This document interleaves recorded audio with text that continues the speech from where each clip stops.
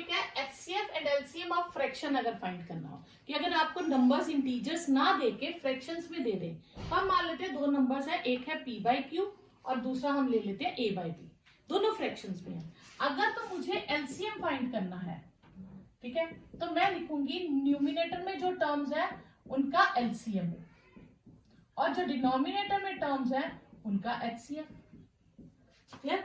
और अगर मुझे एचसीएफ फाइंड करना है तो मैं लिखूंगी HCF of A P and A, मतलब न्यूमिनेटर का एचसीएफ और डिनोमिनेटर का एलसीएम। ये 3 वाला रूल नहीं था जैसे हमने किया, जो हमें फाइंड करना वो हम ऊपर न्यूमिनेटर में एक रखेंगे, उसमें हमने अगर एलसीएम फाइंड करना था तो सारा एचसीएफ लिखा था, ठीक है, और अगर एचसीएफ फाइंड करना था तो राइट में हमने एलसीएम लिखा था।